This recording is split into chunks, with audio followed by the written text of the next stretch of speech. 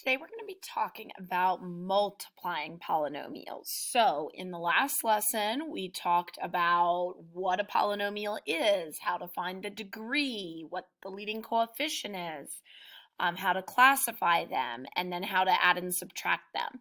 So if you haven't done that lesson yet, you need to do that one first because some of what's in there is definitely needed to understand this one. So our two goals for today are to use the distributive property to multiply polynomials and then to recognize special products of binomials. So the big thing is that when we multiply polynomials, you have to be organized. It's really important that we come up with an organized method of doing that. You have to keep track of your exponents and you have to simplify in the end. So, just like we learned when we learned to distribute, and we know that distributing means to multiply generally what's in front or behind by everything in the parentheses, here we have to multiply each term in our first polynomial with each term in the second. If we have more than two polynomials, so that would be like what we see down here in example E, in example F, we've got three polynomials. The key is there, what you would have to do is find the product of two of them first. So pick any two to multiply together, then multiply that answer by the third one. So there are a couple tricky ones that we want to keep in mind that are really going to help us when we do factoring in the next unit. So I am actually, before we talk about the special ones, I am going to look at example 1 first because these special ones go with example 3. So we'll get to these definitions, I promise, but we're going to wait for just a second. So in example 1, we are multiplying a monomial times a polynomial. And so this really is just the distributive property that we've learned before. But again, the key is that you have to pay attention to exponent rules. So you had a problem in your first half review where you had to take, 3x to the something times 2x to the something. Same idea here. When I multiply these, the 3 and the 2 are coefficients, so those get multiplied. But the powers, when I multiply, I add the exponents, and this exponent is understood to be a 1. So x squared times x, I do 2 plus 1 to get 3. So 3x squared times 2x is 6x cubed. Then I do the 3x squared times negative 1. Well, this doesn't have an x, so all I have to do is worry about the coefficients. 3 times negative 1 is negative 3, and then this x squared, since there was no other power to combine with, just comes along for the ride. All right, now I'm going to look at the next one. Remember that any plane x is understood to be an x to the first. So all of these are really just an x to the first. So I'm going to distribute. 4 times 3 is 12. X to the first times x to the first is x squared. Then distribute to my second term. 4 times 2 is 8. And my x comes along for the ride since it didn't have anything to combine with. All right, your turn. Go ahead and distribute the 2x cubed to your polynomial 4x squared minus x plus 3. Take your time, keep organized, pay attention to your exponents. Once you're done, go ahead and select the correct answer.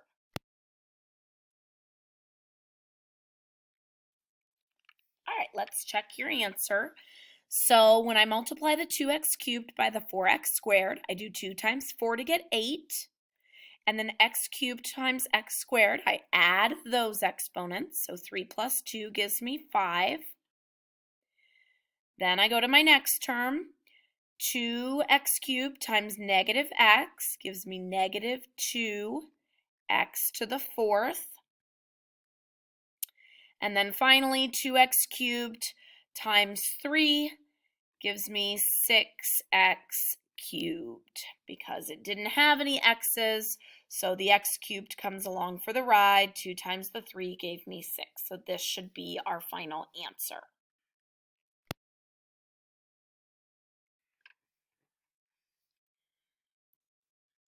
So in example 2, these ones are different because I'm multiplying a binomial times another binomial.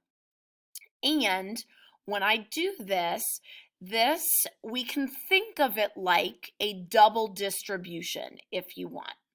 Because what I have to do, like it says up here, is you have to multiply each term in the first polynomial with each term in the second. So I have to multiply the x times the x, and I have to multiply the x times the 3. I also have to multiply the 2 times the x and the 2 times the 3. So you can think of it that way. Some books will even have you like rewrite it x parenthesis x plus 3, 2 parenthesis x plus 3 to illustrate that. So we can think of it as the double distribution and do the x times the x, which gives us x squared. X times 3 is 3x. Then go down here, 2 times x is 2x. 2 times 3 is 6. Now, when we are multiplying binomials or trinomials or more terms than that, we are going to need to check to make sure that we've combined like terms and that we put our answer in standard form. A lot of times with a monomial, like in example 1, that'll already be done. But here it's usually not. Usually we have some sort of additional work to do. In this example, I have like terms here. These two terms are both plain x's, so if I have 3x and I add 2 more, that gives me a total of 5x. So x squared plus 5x plus 6 would be my final answer. It is in standard form. Remember, we talked about what that means in the last lesson. It goes from highest exponent down to lowest exponent, which would be the constant. Now, most algebra teachers and even some pre-algebra teachers, if you happen to do this in pre-algebra, use an acronym to help you remember how to do this double distribution. And that acronym is FOIL, F-O-I-L. And what FOIL stands for is first, outside, inside, last.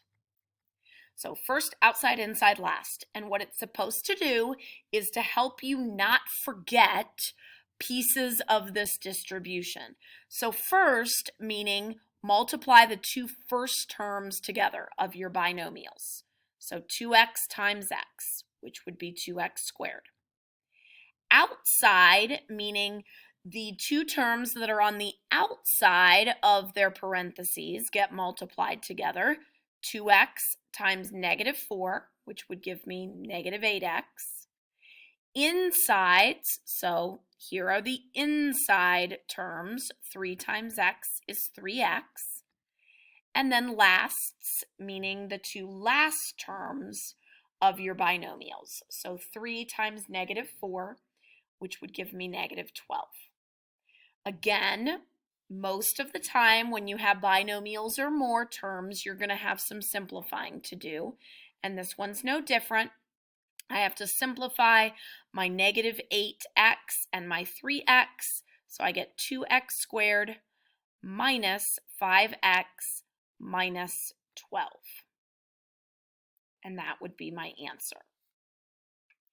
Now, it certainly does not matter to me whether you think of it in terms of FOIL or whether you think of it just as double distributing.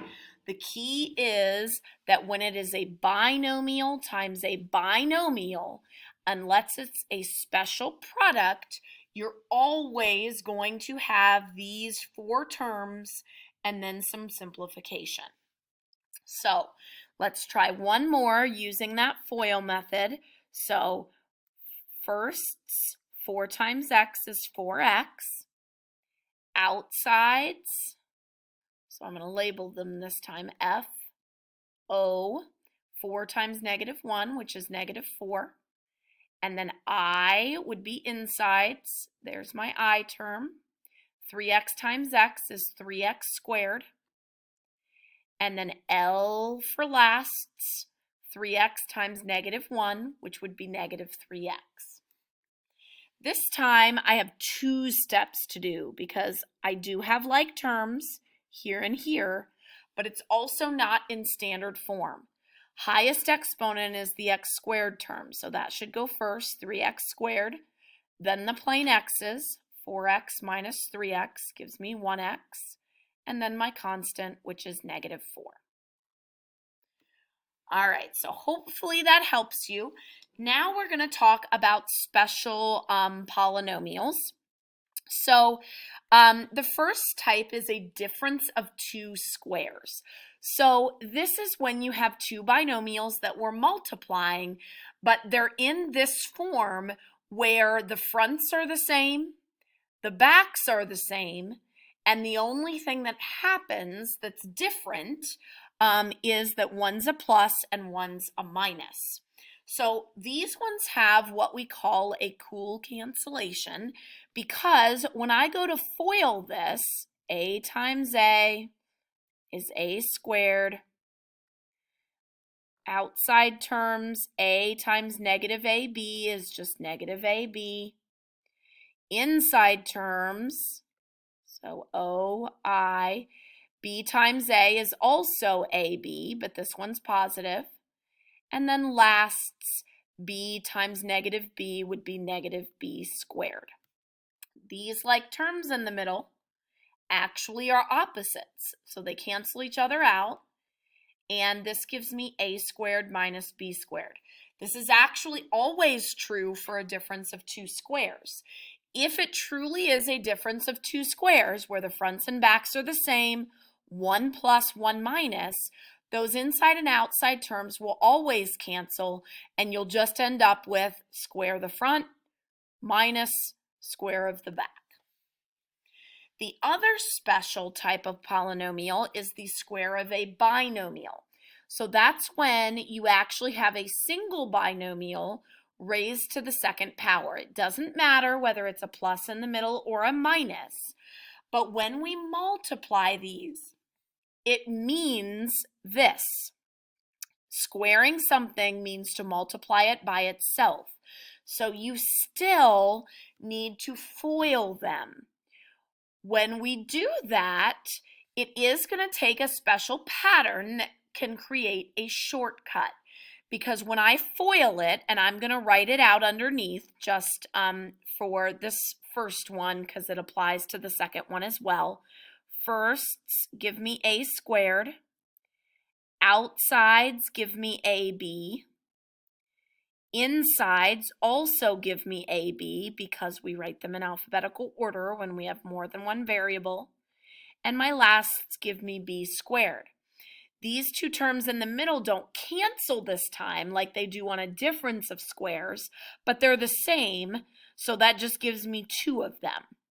So the pattern for these solutions is square the first term, so first term squared, and then it's always either a plus or a minus, whatever the sign is in the original.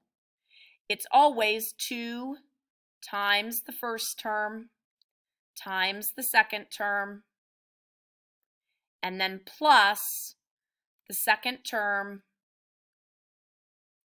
squared. So notice that that's true here. If I want to skip writing out this middle step and use the pattern, I know it's a square of a binomial, so I square the first term, so a squared, bring it over here. Then you multiply these two together, so a times b is ab, and put a 2 in front. So 2 times ab is 2ab. This one is a minus because that's the sign in the original. And then take the back, square it with a plus. So those are just some patterns that if you know them, it will save you time. If you don't know them, you can still FOIL it, and when you simplify, you'll get the same answer. So that's up to you. So here, when I look at this, I do see that this is a special product. So if I notice that it's a special product, I know that I would really only have to do the first and the last because the outside and inside are going to cancel. So I know that my answer is going to be x times x, which is x squared, and then 5 times -5, which is -25. Now again, to illustrate, if I mess that up and I forget, I didn't even notice that it was one of my special products, my difference of squares. If you do the O and the I, you're still going to get the same answer because you've got a -5x, a +5x, and the other two terms are the same, and these guys cancel.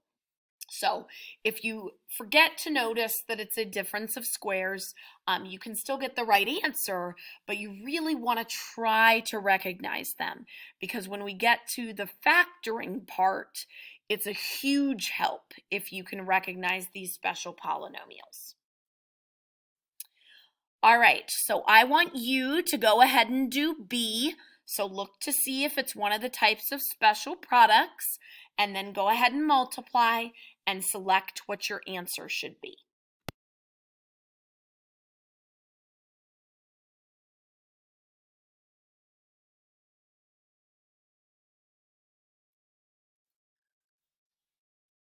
All right, so here, if you did notice, this is the same type of special product as I did in A. This is a difference of squares, so you really only have to do the firsts and the lasts. So x times x is x squared. -3 times +3 is -9. So x squared minus 9 is your answer.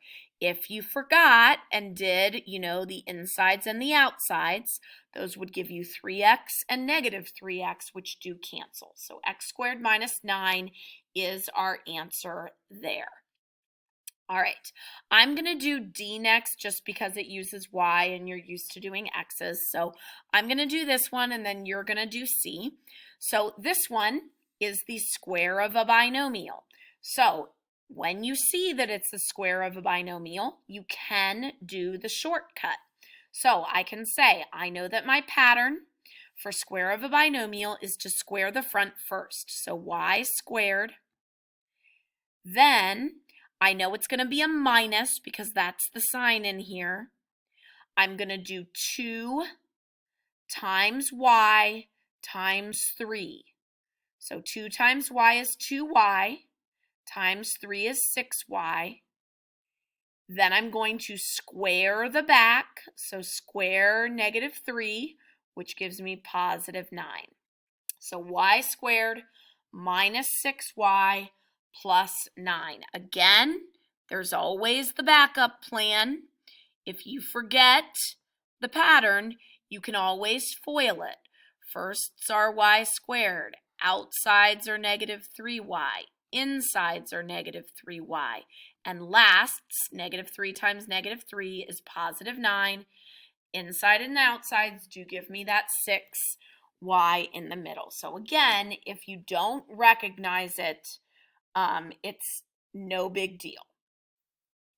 All right, so now I want you to go ahead and apply what I did here in D to what you see in C. So go ahead, multiply to get the product of x plus 5 squared.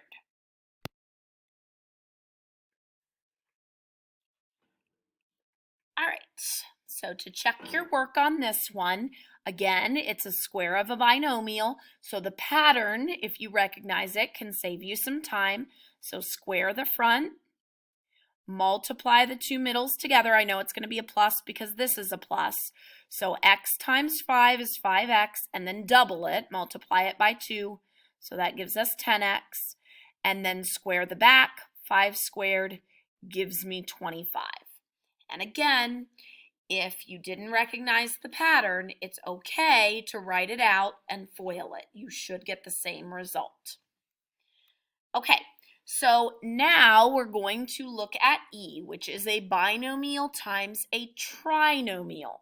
Now these ones you cannot FOIL.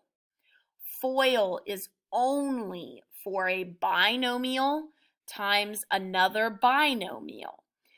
Here I have a binomial times a trinomial. So you can either do a whole bunch of the little rainbow looking things, distribute the x to all three of these terms, distribute the 2 to all three of these terms in one big long line, and then combine your like terms. I personally, whenever there are more than 2 terms, I use what I call the box method. And so what I do is I create a box under the polynomial that has the most terms. So in this case, my trinomial has the most terms. And I make a column for each term. Then, however many terms are in my other, that's how many rows I have.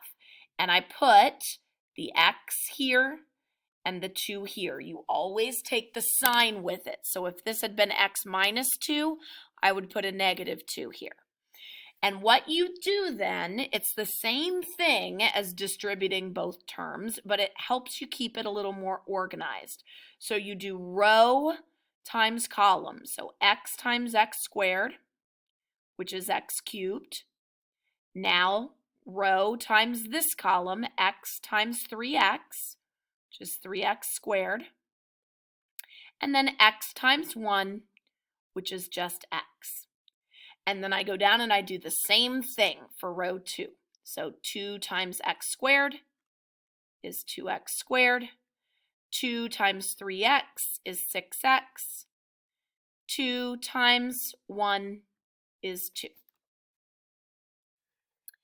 So then we go to combine like terms. The nice thing about the box method is if your originals are all in standard form and they're not missing any terms, usually, now not always, but usually your like terms end up being along the diagonal. So here I've got 2 x squared terms and 2 linear terms when I go to combine them.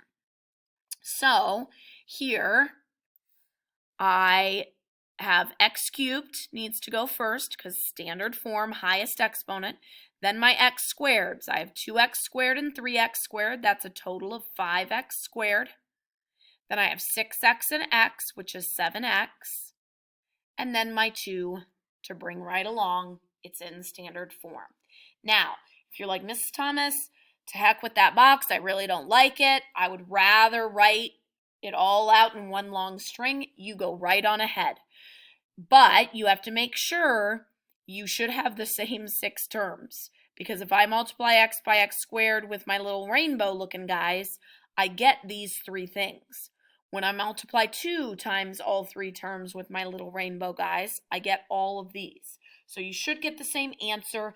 I just like the box because I feel like it isn't as visually confusing and it's easier to identify the like terms. So that's my suggestion when you have a trinomial or more. So last one, F. Here I have 3 things to multiply together. And so like it says up here, when you have more than 2 polynomials, you pick 2 of them to multiply first, and then we'll use that answer to find the next product. So it doesn't matter which two you start with. I'm just going to start with the first two because that's easiest. And because these are both binomials, I can FOIL those. So x times x is x squared. X times 1 is x. 2 times x is 2x. And 2 times 1 is 2.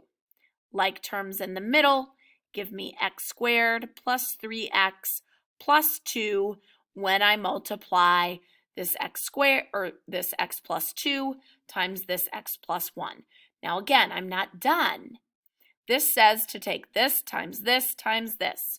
So now I have to take this answer and multiply it times the x plus 3 still. Now, this is a trinomial times a binomial. So again, because this has more than 2 terms, you can't use FOIL.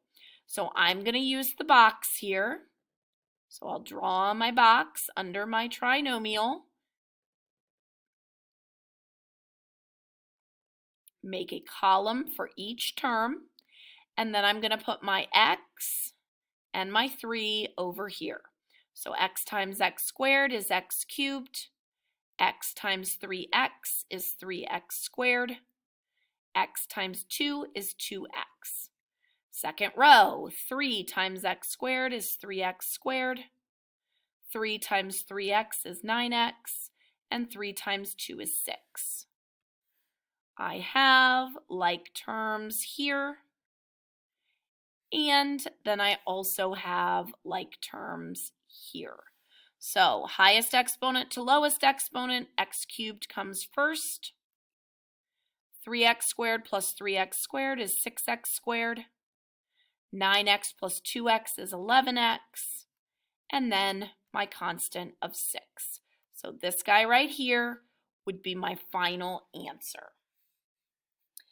All right, if there is anything that you were struggling with, you can always go back to that part. Please reach out to me if you have a specific question about one of these examples that you need me to clarify.